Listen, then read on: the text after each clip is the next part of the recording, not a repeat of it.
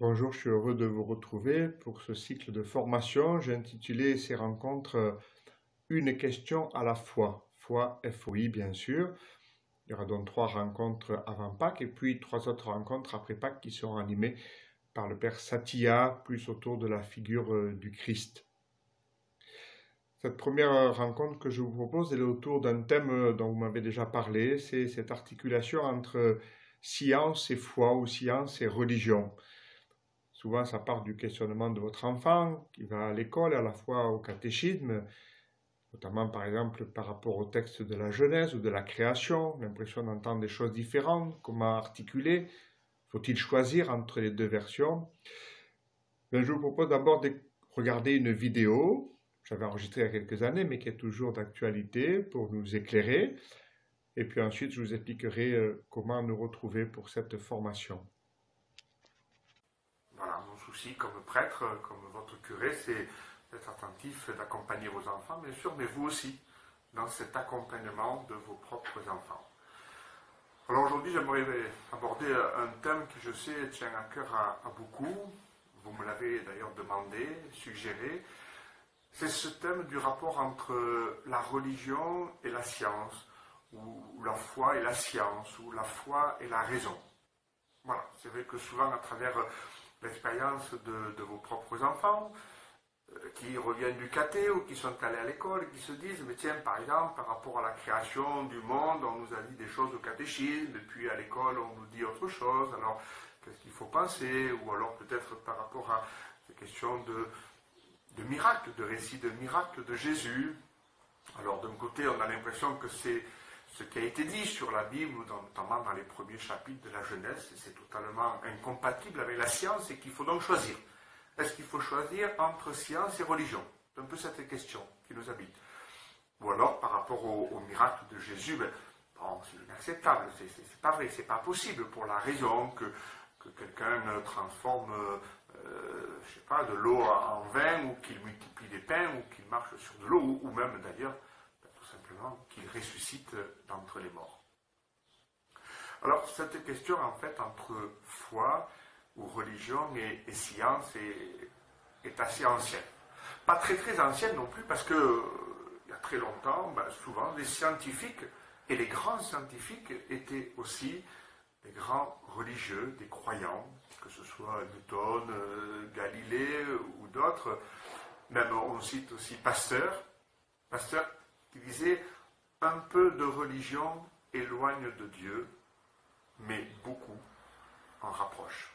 Voilà, et c'est vrai qu'aujourd'hui encore, bon, moi-même, je suis prêtre, mais j'ai aussi une formation scientifique, et j'ai fait des études dans ce domaine-là.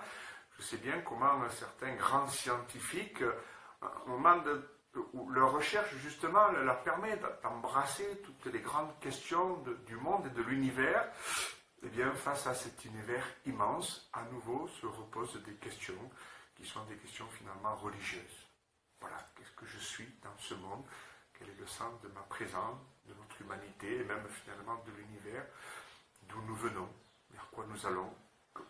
Qu'on présente ces questions d'une manière ou d'une autre, même des fois avec un peu d'ironie, mais n'empêche qu'elles sont toujours là.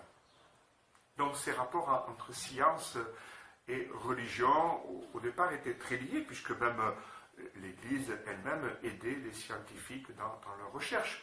Après, on sait bien qu'avec Galilée, il y a eu aussi des difficultés, j'y reviendrai, mais ce n'était pas tant une question de croyance en Dieu. Voilà.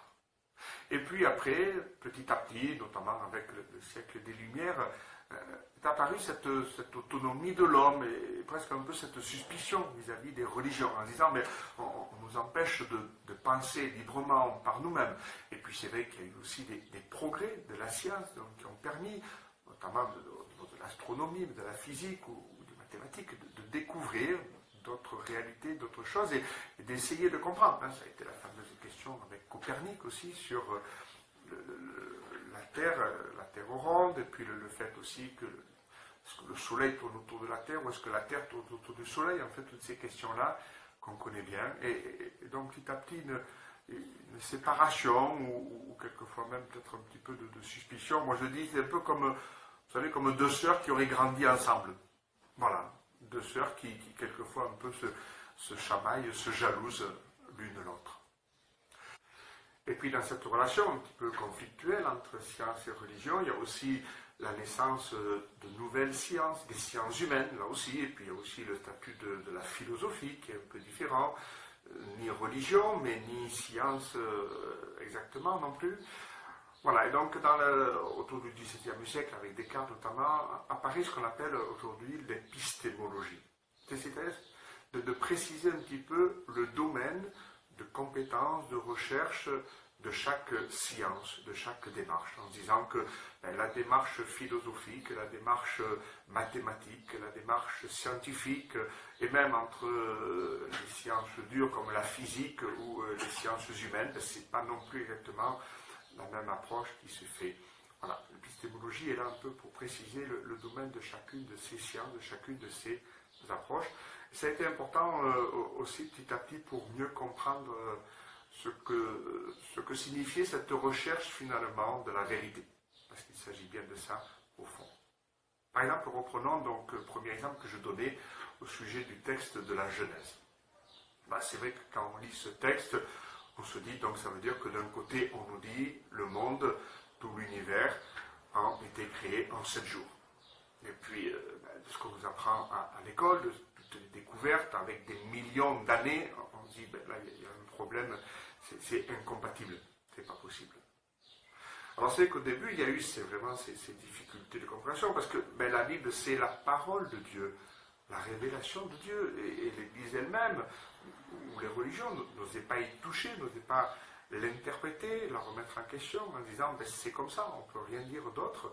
Et puis petit à petit, il y a eu une étude même qui s'est faite à l'intérieur de la Bible, par exemple, parce qu'on s'est rendu compte qu'il y avait certaines incompatibilités entre des récits qui étaient tous les deux dans la Bible. Alors, comment essayer de comprendre tout cela? Et c'est là que se sont développées petit à petit les recherches sur le statut du texte, en fait, ce qu'on appelle les genres littéraires. C'est-à-dire que dans la Bible, il y a différents genres littéraires, parce que la Bible, vous le savez, c'est une bibliothèque, plutôt qu'un livre, en fait, donc des livres qui ont été écrits pendant des siècles et des siècles, avec des statuts très différents. Par exemple, certains sont plutôt historiques. Alors on essaye de rappeler la généalogie, l'histoire de tel ou tel personnage, par exemple David ou d'autres plus récents encore, ou alors l'histoire d'un peuple, comment il s'est installé, comment il s'est développé, ou alors des récits sur les lois, les différentes lois qui gèrent un peuple. Bon, il y a des livres comme ça. Puis après d'autres livres qui sont beaucoup plus poétiques. Alors bien sûr, on connaît les psaumes, exemple. Et où là on voit bien que déjà c'est autre chose qui est exprimé. Moi je donne souvent l'exemple. Voilà, mettons que, bon, mesdames, votre conjoint vous dit, et j'espère qu'il vous le dit, moi je suis fou de toi, je suis fou d'amour de toi. Vous voyez bien qu'il y a différentes manières de dire, est-ce que c'est vrai? Alors j'espère pour vous que c'est vrai, qu'il est vraiment fou d'amour de vous, mais vous comprenez que si je prends une approche uniquement scientifique, je vais dire, mais non, c'est pas vrai. Il n'est pas fou, il ne présente pas des caractères psychiatriques, ce qui obligerait à l'interner. Bon, vous voyez bien que ça veut dire qu'il y a un statut de vérité qui est particulier et que la poésie, à travers des mots, un peu comme, si vous voulez, les fables de La Fontaine. Hein, je dis, j'ai jamais vu un agneau et un loup discuter le long d'un petit ruisseau. Mais que la loi du plus fort soit la meilleure, ça c'est vrai, et on le voit souvent. Donc, à travers une image qui n'est pas là d'abord pour représenter exactement la réalité observable, il peut y avoir quelque chose de vrai qui se dit à travers un discours. Voilà le statut d'un texte un petit peu différent. Et, par exemple, bien sûr, la Bible, notamment dans ses premiers chapitres, on dit souvent les premiers chapitres, avant la présence du personnage d'Abraham, donc que ce soit bien sûr la création, mais même ensuite Babel, Noé, etc., ces textes-là ont d'abord une autre valeur qui est plutôt fondatrice, d'ailleurs, mythologique au sens fort, un mythe, c'est-à-dire des images qui sont utilisées pour essayer de dire quelque chose de vrai, mais comme ça touche aux origines, par définition, c'est inatteignable. On ne peut pas avoir de témoignages, on ne peut pas avoir d'écrits, on ne peut pas avoir de traces. Or, en fait, les sciences se basent sur ces traces, justement. Donc, par exemple, se dire qu'est-ce que ce signifie ces premiers chapitres au niveau de la création. Bien sûr, ça ne veut pas raconter une espèce de récit des premières secondes de notre monde. Ceux qui ont écrit la Bible à l'époque n'en étaient pas capables, et ce n'est pas ça qui les intéressait d'ailleurs. mais plutôt sur le sens. On dit souvent, et je crois que ça peut éclairer, la science, en fait, elle aborde la question du comment. Et par exemple, les scientifiques se disent, comment l'univers est-il apparu peu à peu? Est-il développé à partir de ce qu'on appelle un Big Bang? On ne sait pas dire autre chose. Comment cela se passe? Alors qu'en fait, la Bible aborde plutôt la question du pourquoi. Pourquoi y a-t-il l'univers? Pourquoi y a-t-il des êtres humains? Et la question n'est pas la même. Là aussi, je donne souvent un exemple. Ben voilà, quand le jour arrive où votre petit vous dit, mais pourquoi je suis né, moi? Qu'est-ce qu'il faut répondre?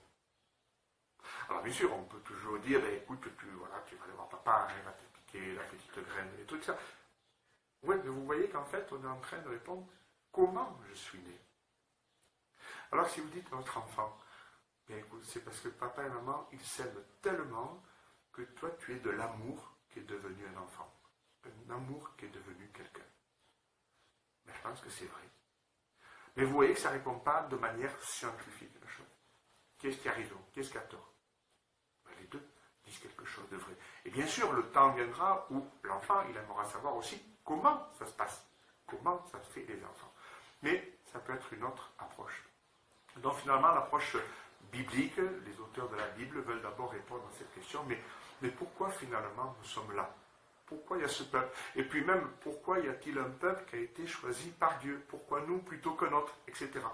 Et ce sont aussi des questions que nous nous posons dans notre vie. Pourquoi je suis là? Pourquoi j'ai été aimé? Pourquoi? Voilà. Donc c'est cette approche-là qui est différente de l'approche des sciences. C'est pour ça qu'en fait, ça se veut plutôt complémentaire. Et à travers cela, il y a des choses de vraies. Alors d'ailleurs, quand on regarde le texte de la Genèse, c'est intéressant. Le premier jour, il y a la terre qui est créée, puis ensuite il y a l'herbe, les végétaux, et puis ensuite les animaux, et puis ensuite apparaît l'être humain, donc homme et femme.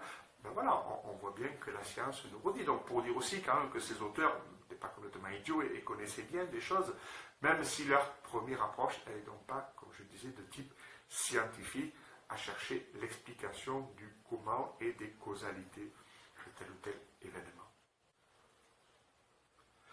Et donc dans ce cadre-là, vous voyez que finalement l'Église elle-même avance et découvre elle-même finalement le sens qui est dans la Bible. Ça a été la question notamment de Galilée ou de Copernic. S'il y a eu des condamnations à un moment, c'est parce que l'Église a pensé qu'on ne pouvait pas comprendre le texte autrement, qu'il y avait peut-être aussi une peur que ce soit récupéré par les scientifiques, alors que finalement, à travers ces exemples-là, on s'aperçoit que l'Église se dit, mais oui, on peut comprendre le texte différemment, et ça ne remet pas en question l'existence de Dieu, ça ne remet pas en question le sens de ce texte, mais justement, ça nous oblige à aller chercher ce sens ailleurs, autrement, et à nous apprendre autre chose sur l'univers, le monde, l'humanité, que ce que peut nous apporter les sciences. Alors, prenons peut-être un autre exemple, je l'ai évoqué au début, la question des miracles de Jésus. Là aussi, peut-être que vous avez des questions de vos enfants ou de proches, on se dit, peut-on croire aux miracles? Alors, là, à mon avis, la question est un peu différente. C'est sûr que ça n'est pas les miracles, bien entendu, mais chaque fois, il y a quelque chose qui est de l'ordre d'un événement exceptionnel, surnaturel, qui ne peut pas s'expliquer uniquement comme ça par justement des règles scientifiques, si on veut, d'une certaine manière. Quand c'est la résurrection de Lazare, quand c'est de l'eau qui est transformée en vin, ou quand Jésus marche sur les eaux, ou d'autres exemples qu'on peut trouver, ou même la guérison de telle ou telle personne, c'est vrai qu'on peut se dire, non, ça va contre la raison, c'est pas possible, c'est inacceptable pour la raison. Alors là, à mon avis, et je suis pourtant scientifique, je pense qu'il peut y avoir peut-être un risque du côté des sciences, c'est qu'en fait, vous voyez bien qu'à ce moment-là, il y a une sorte d'a priori qui dit, tout ce qui sort du domaine naturel, observable, mesurable, matériel, est impossible. C'est-à-dire qu'a priori, on exclut toute possibilité de l'existence de Dieu, d'un être supérieur, quelque chose ou quelqu'un de supérieur à l'être humain. Alors, forcément, si on l'exclut a priori, c'est évident que là va aboutir à la conclusion qu'il n'existe n'existe pas. Mais ça, même au niveau scientifique, ça s'appelle des a priori, des postulats, ça s'appelle même des fois de l'idéologie, mais là, on n'est plus tellement dans une démarche scientifique. Hein. À l'inverse, c'est vrai que le miracle, Saint Jean, l'évangéliste, vous savez peut-être, parle plutôt d'un signe, hein, c'est-à-dire c'est quelque chose, un événement, un acte qui sort de l'ordinaire, extraordinaire, mais qui signifie d'abord autre chose. Ce n'est pas un acte extraordinaire pour lui-même, sinon c'est une espèce de tour de magie, et Jésus n'a pas cherché à faire des tours de magie. Quand il guérit quelqu'un, c'est d'abord pour en faire un signe de cet amour de Dieu qui fait attention aux plus petits et aux plus pauvres.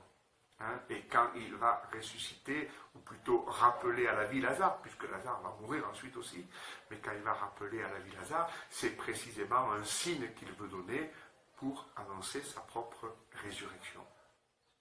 Voilà, donc c'est vrai que là, il y a quelque chose qui dépasse notre monde uniquement matériel ou matérialiste.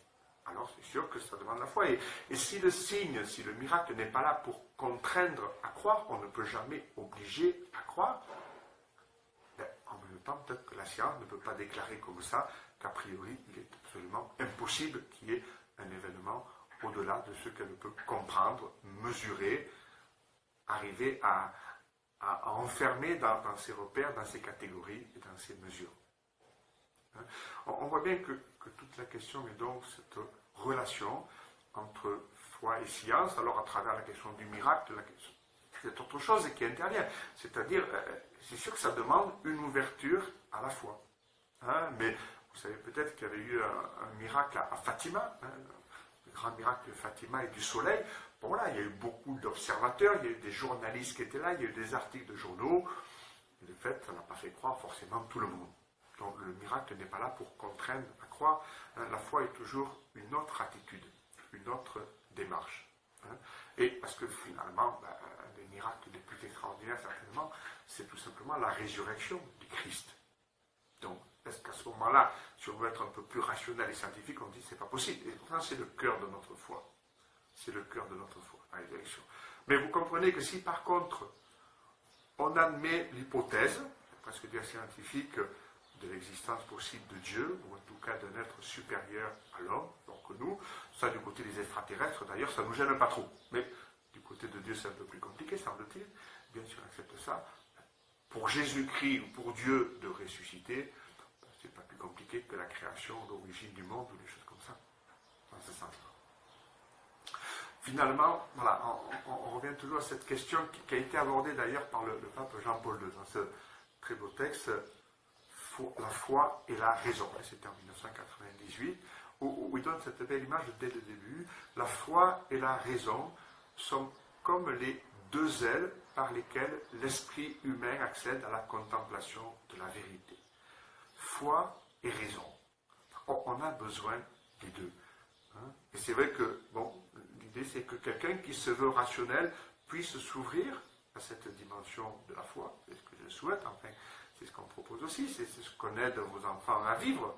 Hein, mais en même temps, que quelqu'un qui vit sa foi n'oublie pas la dimension de raison, d'intelligence, qui nous aide aussi à travailler, à réfléchir sur des textes, sur des réalités, c'est ce qu'on appelle la théologie, qui est toute une démarche de réflexion sur justement ce discours autour de Dieu. On ne peut pas dire n'importe quoi non plus sur Dieu, sur Jésus-Christ, sur la foi ou sur la religion. Finalement, il s'agit bien, et donc avec vos enfants c'est pareil, de voir comment les aider à articuler cela. Alors c'est vrai qu'à cet âge du primaire, à cet âge de raison, comme on dit, d'un seul coup, ils découvrent beaucoup de choses, beaucoup d'explications du monde, de ceux qui les entourent, et c'est sûr qu'il y a une séduction aussi de certains pouvoirs des sciences, qui permet d'un seul coup d'expliquer beaucoup de choses. Alors peut-être que la première action, c'est un petit peu de remettre en question alors tout ce qu'on leur a dit, notamment ce qu'on leur a dit, ou plutôt ce qu'ils ont compris, pas qu'on leur explique la Bible comme ça au catéchisme, en tout cas pas sur nos paroisses, mais ils remettent un peu en question ce qu'ils croient avoir compris, et il faut les aider là aussi, vous comme nous, à aller un peu plus loin, mais à garder toujours ces deux dimensions. À la fois cette dimension très rationnelle et scientifique qui permet d'expliquer le monde, et voilà, qui fait que chaque matin on ne se demande pas est-ce que le soleil va se lever, est-ce que le monde va être présent et tout ça. Là. Et en même temps, d'autres dimensions, plus de de l'ordre de la foi, de l'ordre de la spiritualité, de l'ordre d'une dimension qui est plus grande que simplement ce monde matériel et qui fait aussi, qui nous aide à vivre aussi chaque jour. Hein, par rapport à ce monde, si vous voulez, un petit peu, la science est là pour nous dire, mais qu'est-ce que c'est que la vie finalement? Qu'est-ce que c'est que cette vie, tout ce monde qui nous entoure? Et puis la philosophie, peut-être la philosophie de l'amour, de la sagesse, c'est de dire, mais comment bien vivre? Comment bien profiter de cette vie pour nous et pour les autres? Et puis la religion, elle nous demande, mais pourquoi est-ce que nous vivons? Quel est le sens ultime de notre vie? Et c'est là que ça peut nous ouvrir à cette autre dimension, la dimension divine, la dimension spirituelle, la dimension religieuse. Religion, religio, c'est ce qui nous relie aux autres, qui nous relie aussi à Dieu. Voilà donc cette vidéo qui donne quelques éléments de repère. Maintenant, je vous propose que nous nous retrouvions le mardi 22 février à 20 h, donc à la maison Saint-François. Donc ce sera uniquement de 20 h à 21 h 30 pour prendre le tour de temps. Donc chacune aura vu ou revu la vidéo que je viens de présenter. Et puis ensuite, à partir de là, nous allons échanger. Il y aura peut-être des questions, des précisions, mais aussi, je l'espère, des échanges d'expériences. C'est ça le but de cette formation, qui est aussi un temps de rencontre. Alors je vous donne rendez-vous donc ce mardi 22 février à la maison Saint-François à partir de 20 h. Voilà, à très bientôt. Au revoir.